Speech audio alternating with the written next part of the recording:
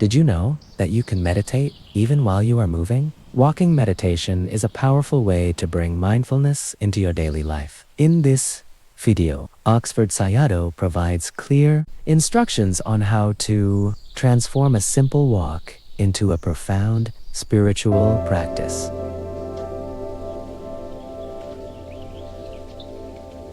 Chapter 4. Instruction on Walking Meditation. Vipassana meditation practice can be accomplished adopting various postures: standing, sitting, walking, eating, lying, etc. It can be practiced at any time. The most common postures are sitting and walking. People usually start with sitting and alternate it with walking. Unlike sitting, in walking meditation, you keep your eyes open. This is closer to how we would be doing in our working life.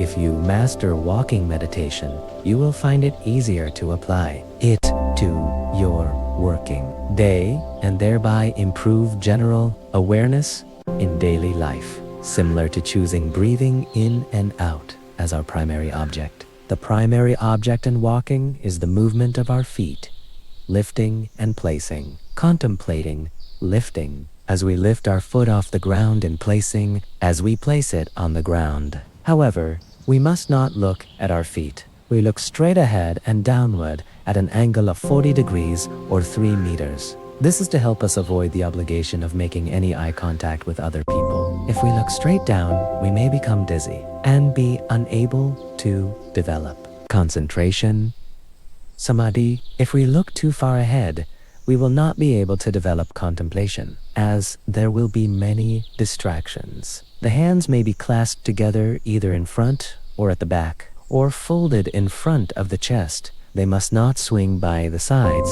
You then walk slowly, much slower than usual speed, noting lifting, placing, placing, until you reach the end. Now stop, noting stopping, turn back, observing turning, turning. Stand for a while to make a mental note of standing, then start walking again, noting lifting and placing. At the beginning, the distance must not be less than 10 paces or more than 30. It is preferred that one chooses to make between 20 to 30 paces if possible. If it is too short, your mind will tend to wander and you may feel frustrated. If it is too long, you will have difficulty developing concentration. After walking like this back and forth for about 5 or 6 rounds, you add another primary object, lifting forward, placing while walking. Then, as you are about to turn, you note the intention to turn. Intention. Turning and standing should be observed as described earlier. However, this time, before you lift your feet, please note intention to do so, saying in mind, intention, and then proceed with lifting, forward, and placing. In other words, at this stage, in addition to lifting, forward, and placing, you have to add intention to turn and intention to lift your feet. The intention to turn and the intention to lift your feet are mental objects. Lifting, forward, and placing are physical objects. If during your walking, you hear a sound that has become so overwhelming, you stop and note hearing 3 or 4 times. Likewise, if a numbness or pain develops and become very dominant, stop walking for a while and note it 3 or 4 times. If a thought enters your mind and becomes so prominent, stop your steps for a short while and note thinking,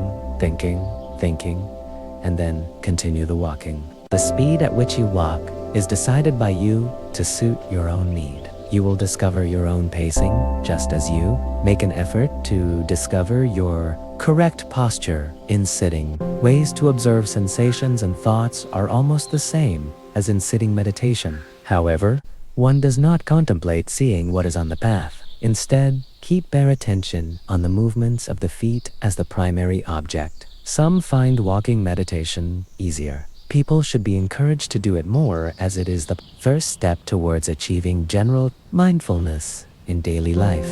Walking meditation helps to balance many things, including blood circulation and the attentiveness of the mind, as concentration improves. there comes a time when one should begin to increase observing the moving of the feet in more details. Nevertheless, to avoid pressure of having to cope with too much detail before one is ready for it, one should only increase in observing movements in detail with the approval of the teacher. The teacher would advise when one should indeed direct the mind from merely focusing on the walking to focusing on things of a more investigative nature,